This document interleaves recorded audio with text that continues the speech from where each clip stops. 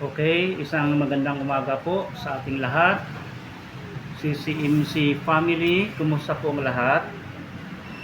Nawa ay tayong lahat ngayon ay nasa mabuting kalagayan sa kabila ng ating naranasan ngayon na maulan. Halos isang linggo na po umuulan at grabe po yung baha ang laganap ngayon sa iba't ibang dako ng lalo dito sa ating Cavite. Kumusta po ang lahat, CCMC, family? At ngayon ay hindi ho tayo nakapag-physical na panambahan. Gawa ng ito nga matinding ulan, maaaring nahirapan po ang pagdalo yung iba nating mga kapatiran dahil sa lakas ng ulan, lalo't may mga bata. Kaya tayo po ay nagkaisa na online lang muna o mag-record ng mensahe upang sa pamagitan nito ay tayo ay makakain pa rin o ma-feed pa rin ang ating spiritual na pagkatao. So ngayong umaga po, bago po ang lahat ng aking pong ibabahagi sa inyo, mga kapatid, bago ang lahat, tayo po muna ay manalangin. Dumulog tayo sa Panginoon upang tayo patnubayan, upang siya po ay mangusap sa atin sa kanyang pamagitan ng kanyang mga salita. Let us pray. Dakila naming Ama sa langit, pinupuri ka po namin, pinasalamatan po namin sa umagang ito. Father God, thank you so much Lord sa panahong ito na bagamat maulan Lord, nagpapasalamat pa rin po kami Ama sapagkat wala pong napahamak sa amin. Nagpapasalamat pa rin po kami sapagkat hindi namin naranasan ang mga baha sa loob ng aming tahanan. Dakilang Diyos, salamat pong marami o Diyos na anumang sitwasyon dito sa mundo, kasama ka po namin. Dalangin namin Father God na muli nyo kaming palalahanan ng iyong mga salita. Samahan nyo po iyong abang lingkod at ang bawat makinig ng mga mensaheng ito ay patuloy pong tumimo sa puso ng bawat isa. Maraming salamat Father God sa iyo Panginoon pagtitiwala, papuri sa mensaheng ito. Sa pangalan ng aming Panginoong Hesus. Amen.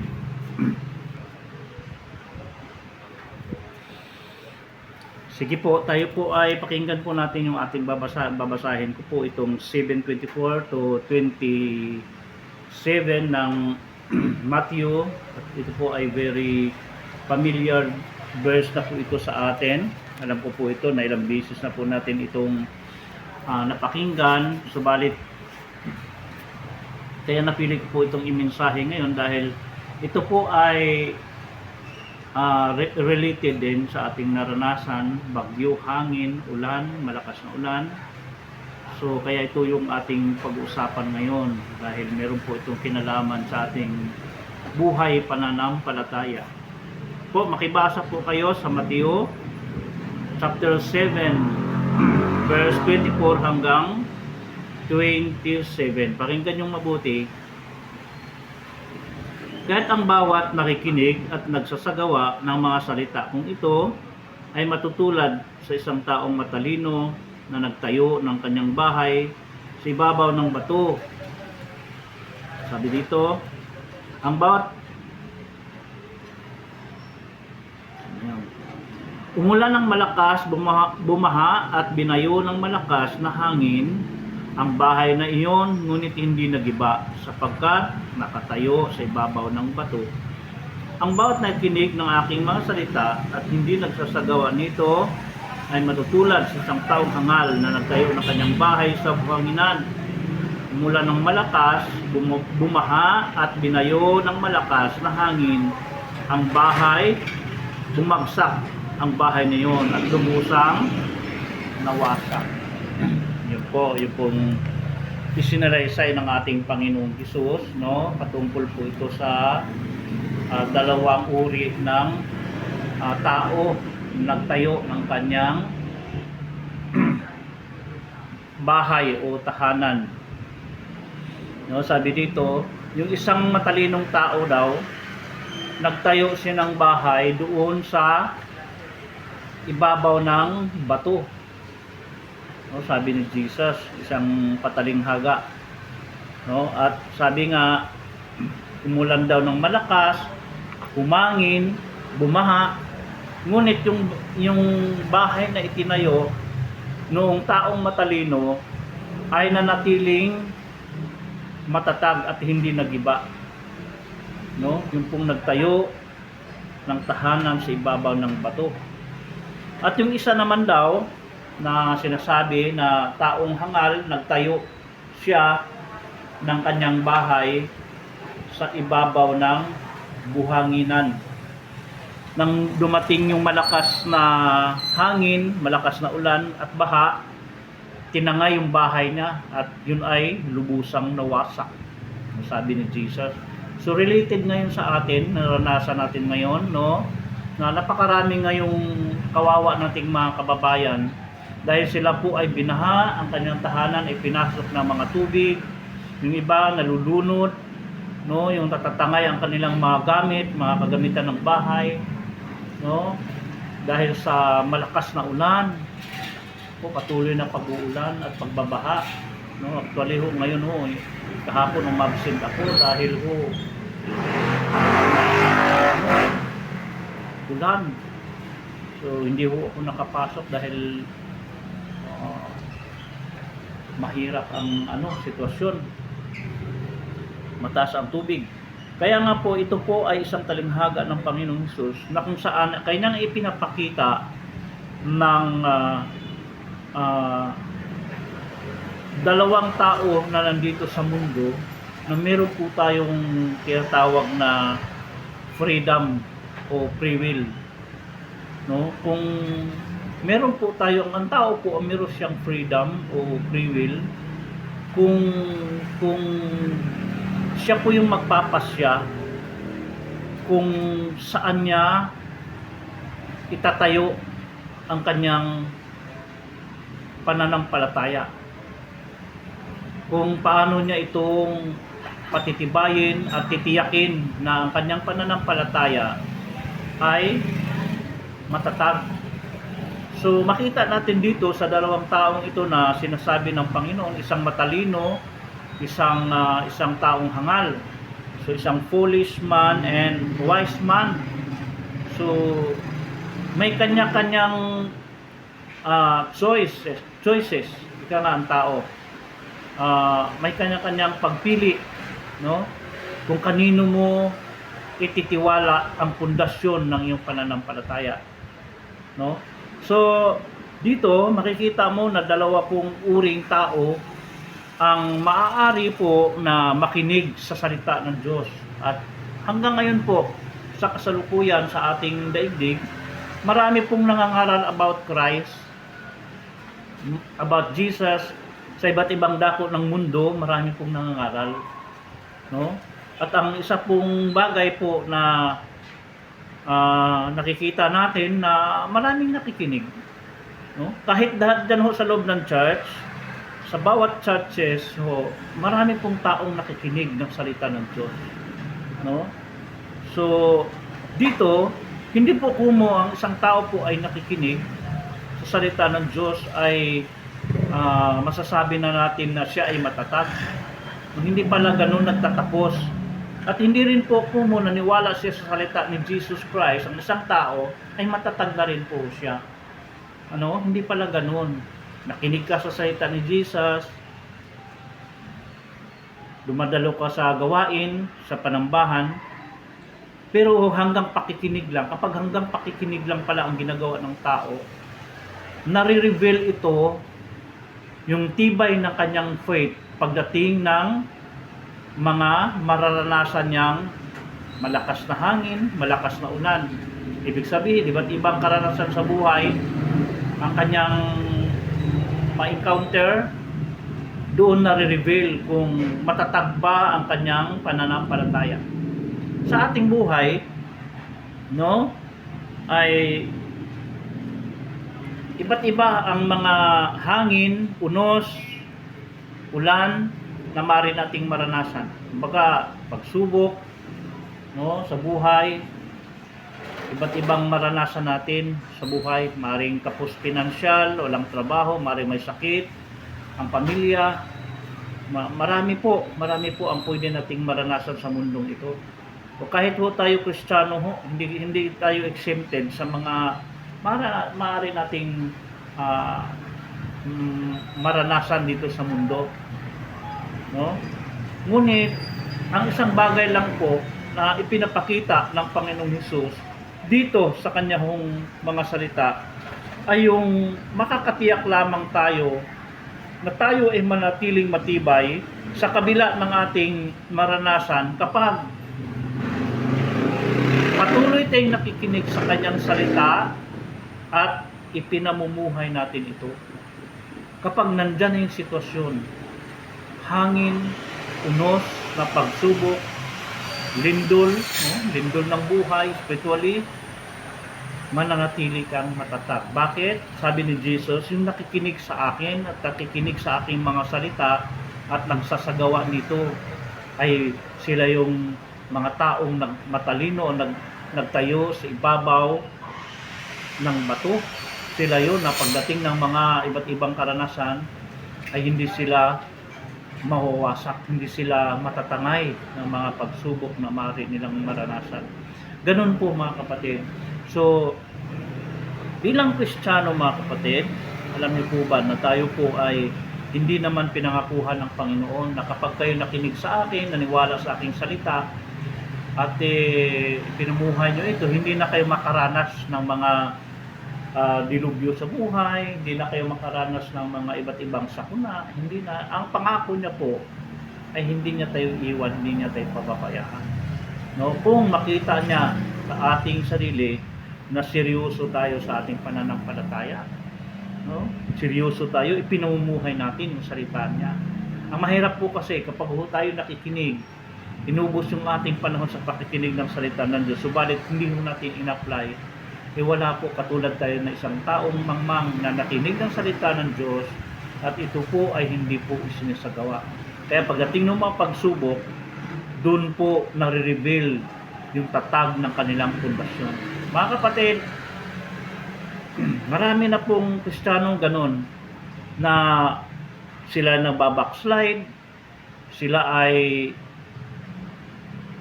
nagpupunta kung saan, maalis sa simbahan o di kaya kung ano nung ginagawang kaparaanan, paano nila i-survive yung kanila pong pananampalataya. Nung hindi nila iniisip na yung salita ni Jesus, yung manatili po na nakatayo, na yung pong nanatiling matatag sa kanyang pananampalataya, ay hindi ho siya dapat matitinag basta-basta. No? Kaya yung pong pagkadating ng ating pagsubok, pagdating ng ating karanasan, doon ho nakikita, no, kung gaano katibay ang iyong pananampalataya. Kung iyong pundasyon ba ay pinamumuhay mo ba ang salita ni Christ.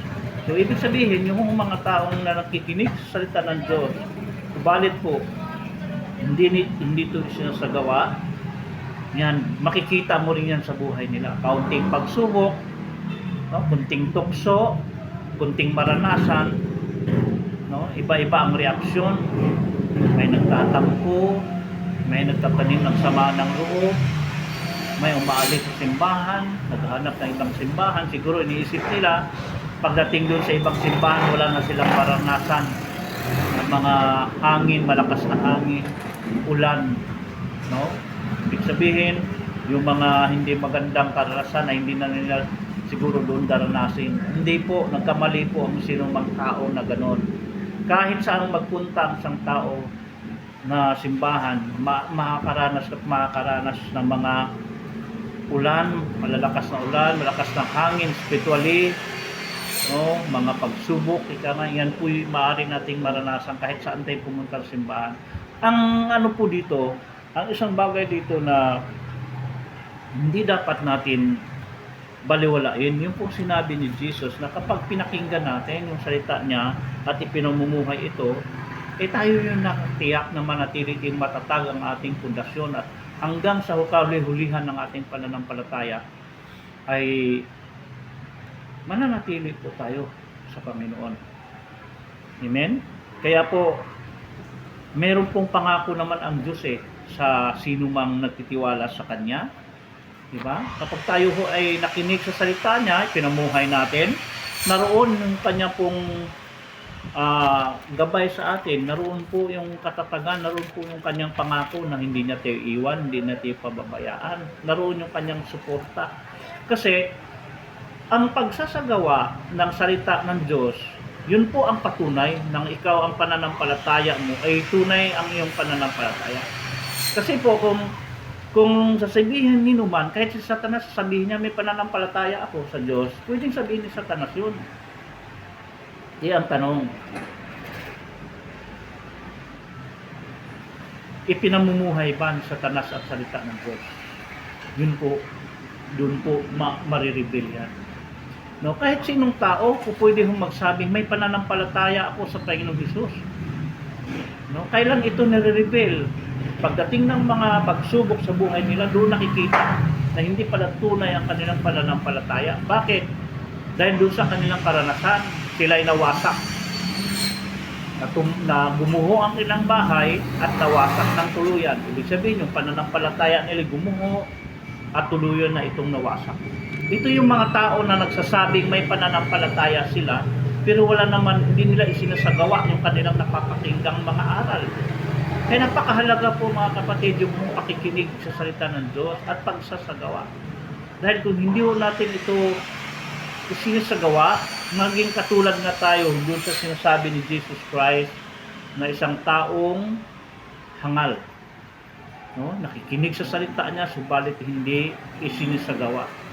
Kaya, yun po, dalawa po itong taong ito at meron pong warning po sa mga taong nakikinig lamang ngunit hindi sinasagawa. Mga kapatid, sinasabi rin ito ni Propeta Ezekiel sa kanyang kapanahunan. Tingnan niyo po mabuti, babasahin ko po. Sa Ezekiel, pakinggan natin yung ano sinasabi sa aklat ni Ezekiel. Ito po yung mga tao kung nakikinig ng salita ng Diyos. No? Ezekiel 33 verse 1 hanggang 9. Pakinggan yung mabuti itong aklat ni Ezekiel. Kasi makikita po natin dito yung kung ano nga ba ang sasapitin ng mga taong nakikinig lamang ng salita ng Diyos, ngunit hindi ito isinasagawa. Pakinggan yung mabuti. Ezekiel 33 verse 1 hanggang 9. Sinabi sa akin ni Yahweh, tao, ito ang sabihin mo sa iyong mga kababayan. Kapag ipinasasalakay ko ang isang bayan, siya ay pipili ng isang bantay. Kapag natanawan ito na nito ang sasalakay sa kanila, hihipan niya ang trumpeta bilang babala sa mga tao. Sino mang makikinig sa babala, ngunit walang bahala, at pagkatapos mapatay sa tabak, walang dapat managot sa kanyang pagkamatay. Kasalanan niya kung mamatay siya sapagkat hindi niya pinansin ang babala. Maliligtas sana siya kung siya'y nakinig, ngunit kung hindi hinipan ng bantay ang trumpeta, pagkakita niya sa mga sasalakay at mga may napatay sa kanyang kababayan, ito ay pananagutan niya. Ikaw tao ang ginawa kong bantay ng Israel. Anumang marinig mo sa akin, ay sabihin mo sa kanila bilang babala. Kapag sinabi ko sa taong masama na siya ay mamatay at di mo ito pinaabot sa kanya upang makapagbagong buhay, mamamatay nga siya sa kanyang kasamaan, ngunit pananagutan mo ang kanyang kamatayan. Ngunit kapag binalaan mo ang masasama, gayon may hindi rin nagbagong buhay, mamamatay siyang makasalanan, ngunit wala ka nang dapat panagutan. No? May pong sinasabi si Ezekiel diyan, ang Diyos mismo nagsabi, na isang talinghaga daw po. Ito po yung mga tungkulin ng mga mangangaral. Ang mga nakakaalam ng salita ng Diyos, tungkulin po ng mga ngaral na ipahayag ang salita ng Diyos upang maipaabot sa kanila ang isa pong babala ng Diyos, isang warning doon sa mga tao. Ang salita ng Diyos po kasi nais ito ng Diyos na iparating sa sino mang tao bilang babala upang hindi daw po sila mapahamak, no? Kung ito daw ay hindi maipahayag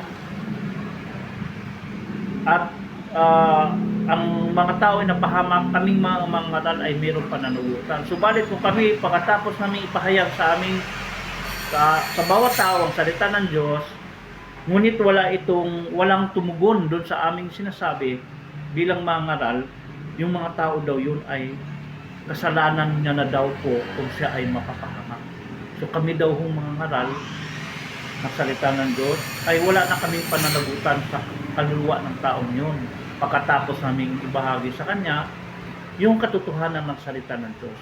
So meaning, hindi natin pwedeng sisihin ang Panginoong Diyos kung mapahamak yung ating kaluluwa kapag pagkatapos ipahayag ng sino mang mangaral ang salita ng Diyos.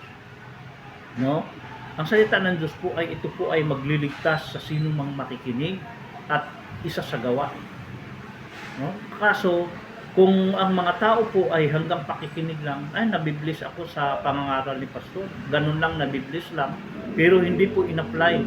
Ito po ay meron pong babala ang Diyos na ang taong yun ay maaaring mapahamak. Maaaring mapahamak daw po yung patapos mong bigyan ng babala, katulad ng sinabi nito na pagkatapos ihipan ng trumpeta at yung mga taong bayan ay hindi nakinig doon sa kanyang babala na may darating na kalaban, sila ay napuksa, hindi na daw kasalanan noong taga-ihip ng trumpeta. So tinutukoy dito yung pong mga nangangaral ng salita ng Diyos, sila po yung nag-iihip ng trumpeta. Ibig sabihin yung salita ng Diyos, kami po yung nagpapahayag. Subalit kung ito po ay hindi in-apply ninuman, mayroon pong sinasabing kasalanan na nila kung sila po ay mapapahamak. Mga kapatid, hindi dito po pinag-uusapan ang ganda ng simbahan, sa dami ng miyembro, sa galing ng mga ngaral. Ang pinag-uusapan po dito sa pananampalataya natin, kanino nakasintro yung iyong pananampalataya? Yung ba'y nakasintro sa pastor mo o hindi kay Jesus? Dapat Jesus-centered ng ating faith and His words. Then, i-apply mo ito sa sarili, ang mga salita ni Christ. Sapagkat sinabi ni Jesus, 7:24, karugtong nung talata nating binasa, 7:24, hindi lahat, sabi ni Jesus, na tumatawag sa akin, Panginoon, Panginoon, ay papasok sa kaharian ng langit, kundi yun lamang sumusunod na kalooban na aking Amang nasa langit. Very clear po ang pinahayag ng ating Panginoong Jesus, na yung pong papasok sa kaharian ng langit, yung pong sumampalataya sa Panginoong Jesus, nakikinig sa kanyang salita, at ito po ay kanya pong in-apply, sinunod ang utos ng Panginoon. Kaya nga sabi ni Jesus, di ba, Matthew 28 verse 19 to 20, di ba sabi, humayo kayo, pangaral nyo aking salita. Sabi niya, bautismuhan nyo sila sa ngalan ng Ama, ng Anak, ng Espiritu Santo. At kasunod, sabi niya, at turuang sumunod sa lahat ng pinag-uutos ko. So, ganun po ang mga taong nakikinig ng salita ng Diyos, sila po yung mga tao po na nabigyan ng babala. So, sila yung mga tao na inaalok ng Diyos ng assurance of salvation and protection upang hindi bumagsak ang kanilang buhay pananampalataya. So nasa tao pala po yan, sa bawat Kristiyano. Nakadepende po yan kung gusto mong maging matatag ang iyong pananampalataya, then sumunod ka, obedience. Napakahalaga yung pagsunod sa Panginoon doon sa kanyang mga salita ng Panginoong Hesus. Dahil ito po, meron po akong babasahin sa Ezekiel 33. Dito pa rin po, pakinggan yung mabuti. Ito po yung nangyayari mga kapatid sa iba't ibang churches. Tingnan nyo 33 verse 30 hanggang po ito, 32. Sinabi sa akin ni Yahweh, taong nagsama-sama ang iyong mga kababayan at pinag-uusapan ka sa mga baybay pader at mga pintuan. Sinasabi nila sa isa't isa, halika kayo at tingnan natin kung ano ang ipinasasabi ni Yahweh. sama-sama nga silang pupunta sa iyo upang pakinggan ka. Ngunit hindi naman nila isasagawa ang kanilang maririnig. Kita nyo po? Pupurihin nila ang iyong sinasabi, ngunit kasakiman din ang maghahari sa kanila. Ang mga katulad mo para sa kanila ay isang mahusay na mga awit at batikang manunugtog. Makikinig sila sa iyo, ngunit di naman isasagawa ang kanilang maririnig. Kita nyo po?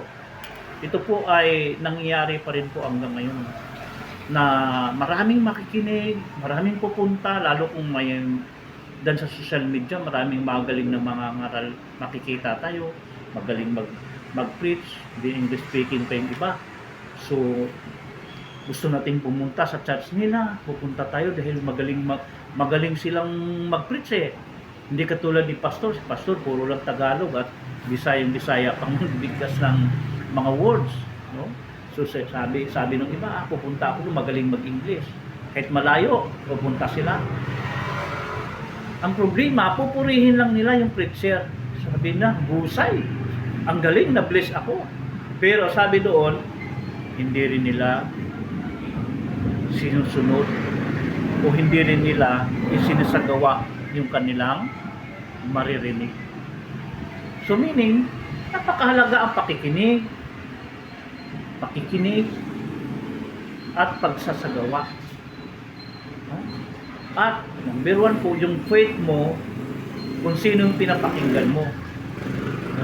Si Jesus po ang nangaral ng salita ng Diyos sa kaligtasan, then sundin natin yung sinasabi ni Jesus upang manatili tayong matatag sa ating buhay pananampalataya. Amen? Ganun po yun. Kaya mga kapatid, napakahalaga ng pakikinig at pagsasagawa.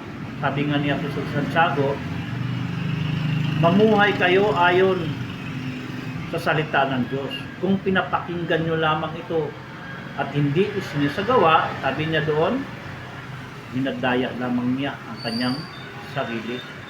Santiago chapter 1:22 po yung nakalagay. Kapag ang tao daw nakikinig ngunit hindi sinasagawa, ito daw isang uri ng pagdaya sa sarili. No? Napakabigat isipin na hindi maganda na tayo mandaya ng kapwa. Pero lalong hindi maganda kung ang sarili natin yung ating dinadaya. So ganun daw po yun. So, mga kapatid, kahit na unti-unti, kahit na paunti-unti yung application mo sa buhay, batay sa yung napapakinggan, ay mahalaga kaysa sa mga taong nakikinig ngunit walang isinasagawa. Mga kapatid, ito po yung ating pinaalala sa atin mga kapatid, na sa buhay na ito, sa buhay pananampalataya, makakatiyak po tayo na anumang hangin, ulan, malakas na ulan, mga baha, ay hindi yan makakatibag sa ating pananampalataya. Spiritually na hangin, baha, lindol, no? Yung mga pejorative na yan na tinutukoy o pagsasalarawan ng Panginoon ay hindi yan ang titibag sa ating pananampalataya. Kapag patuloy nating isinasagawa ang salita ng Diyos sa buhay natin. Kaya po mga kapatid ko, ngayong ang mensaheng ito, huwag nating kalimutan na napakahalaga yung obedience sa Panginoon. From old to new, obedience talaga po ang tinutukoy ng Panginoon. Hindi lang faith. Ang faith, number 1. Then pangalawa, obedience. Hindi po sabi nga na faith without action is dead. No? Sabi gano'n. So, napakahalaga nung pagtugon natin sa salita ng Panginoon. Actually ho, meron na rin pong babala ang Panginoon Jesus dun sa John. Last verse tayo sa John. No? Itong babala ng Panginoon sa mga nakikinig lamang, ngunit hindi po nila sinasagawa ang kanilang napakinggan. So John 12:47-48. Tingnan nyo mabuti. John 12:47 Ito po ang sabi ng Panginoon Hesus, kung mapapakinggan ninuman ang aking mga salita, ngunit hindi niya itutuparin, hindi ko siya hahatulan, sapagkat naparito ako, hindi upang hatulan ang sanlibutan, kundi upang iligtas ito. May hatol sa sino mang magtakwil sa akin, at hindi tumanggap sa aking mga salita. Ang mga salitang ipinahayag ko ang hatol sa kanya sa huling araw. Kita niyo po? Sa ngayon daw po, malaya pang makinig ang sangkatauhan sa salita ni Jesus. So yun daw pong mga nakikinig sa salita ni Jesus Christ. Hindi niya raw hahatulan ang sino mang nakikinig. No? Ngunit hindi isinasagawa. Sabi niya, hindi ko hatulan ang sino man. Subalit, pagdating ng Judgment Day, doon na po ang hatol. At ibabatay niya ang hatol batay sa napakinggan ng tao. See? Tayo po bilang pamilya ng CCMC, wala na po akong naililihin ng mga aral ng Diyos. Lahat po inihayag ko na po sa bawat isa sa atin. So nasa atin na lamang po kung ito po ba ay ginawa ba nating matibay na pundasyon ang salita ni Jesus, ang mga teaching ng ating simbahan, ito po ba ay nilalakaran natin ito? No, kung ito po ay para lang dumalo lang tayo, makita lang na dumadalo tayo, tapos na. Ako po, malaki pong naghihintay na sakuna ang mangyari sa buhay natin. Kung hanggang pakikinig lang tayo. So tayo nga, may mga iba't ibang nabalitaan tayo, kunting pagsubok lang, kunting hangin, ulan, baha, spiritually, nakakaranas lang ng kaunting uga ng kanilang pananampalataya. Ayun ho, yung iba po hindi na nagdumadalo sa gawain. Yung iba tinatamad na. Iba naman, trabaho na lang ako. May kita pa ako dito kaysa dyan, masakit sa tainga. Paulit-ulit na salita ni pastor, naka-open. Paulit-ulit na lang. No? Ngaring ganun yung iba, wala naman siguro sa atin. So yung iba ganun eh. Kapag inaralan mo, iniisip nila, pinaparinggan sila. Talaga naman dapat paparinggan. Bakit? Hindi naman matututo ang tao kung hindi mo marinig. Dahil ang salita ng Diyos, dapat ipaparinig mo talaga ito sa tao para ang tao po ay magising dun sa mali niyang, dun sa kanyang pagkatulog or spiritual na pagbaliwala niya sa kanyang buhay. Amen? Kaya mga kapatid ko, ngayon ho, nawa tuloy-tuloy na, medyo umaraw na po ngayon. Ako po, aking pong natatanaw po yung lugar ng aking pong, ayan, dito po ako sa itaas, dito po sa tiris namin, dahil dito medyo tahimik, no? Dito po ako nag-mensahe at medyo umaraw na po. Nawa ho ay umaraw na. At mga kapatid, yun lang po ang aking pong mensahe sa inyo. Namnamay nawa natin at patuloy nating itanim ng malalim sa ating puso na ang gaano kahalaga po yung ating pakikinig sa salita ng Diyos, no? Upang tayo'y manatiling nakatayo sa kabila ng ating mga naranasan sa buhay na ito. Kaya yung pong yung pamagat nga po nito, gaano katibay ang pundasyon ng iyong pananampalataya. Gaano ba katibay yan? So ibig sabihin, titibay ang iyong pananampalataya kung patuloy kang makikinig at isasagawa, no, ang salita ng iyong napakinggan ng buhat sa ating Diyos. Nakadepende po yan pala sa ating sarili na ang pagtibay ay nakadepende. Kung ito ay ating isinasagawa, doon titibay. Ngayon kung ayaw nating isinagawa, doon din tayo hihina, doon din tayo magiging mahina kapag hindi natin isinasagawa ang mga mensahe ng Diyos na narinig natin every Sunday, mga teaching ng Diyos hindi natin isinasagawa, doon po tayo manghihina. Kaya po may mga mananampalatayang mahihina, marahil hindi nila isisagawa yung kanilang napapakinggan. Hanggang pakikinig, hanggang pagdalo, pero hindi nila ipinamumuhay. Kaya ganun lang kahina ang kanilang pananampalataya.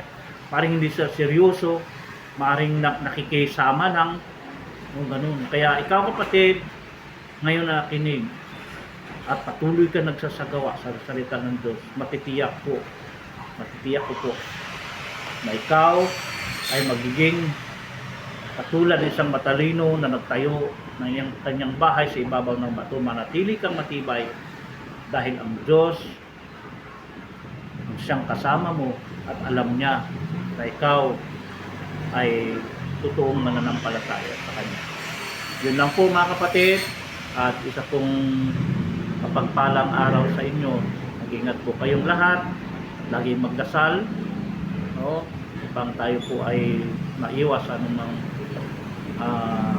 maring hindi magandang mangyari. Ang Diyos ay laging nasa atin, nangako siya sa atin, I will never leave you nor forsake you. Okay, let us pray. Father God in heaven, minsan pa dakilang Diyos, salamat Panginoong Diyos ngayong umaga. Hindi man po kami nagkakatipon ngayon physically, ang aming puso, ang aming spirito ay nagkakaisa. Aming puso ay nasa panambahan, Panginoon. Maaring kami ay nalungkot dahil hindi kami nakadalo ngayon sa iyong banal na pagtitipon. Subalit masaya pa rin kami, Panginoon, sapagkat napakinggan namin ang kalagahan ng pagkain ng aming kaluluwa, ang iyong mga salita, O Diyos. Dalangin ko, Father God, ng bawat sa amin, Lord, lalong mga nakakarinig ng mga salita mo ito, Panginoon. Itanim mong malalim, Panginoon Diyos, sa puso ng bawat isa. Kasama po ako, Panginoon, upang ang mga salita mo ang siyang magbibigay tibay sa aming pundasyon ng aming buhay pananampalataya. Basbasan mo, dakilang Diyos, ang bawat isa sa amin. Ingatan mo, Panginoon, ang CCMC family, ang bawat isa sa kanila, bawat pamilya. Ingatan mo, Panginoon, mga anak, mga apo, manugang, gabayan mo po ang buong pamilya ng CCMC. Father God, sa iyo po kami nagtitiwala sa iyo. Salamat pong marami sa pangalan po ng aming Panginoong Hesus. Amen. Good morning everyone. God bless you all.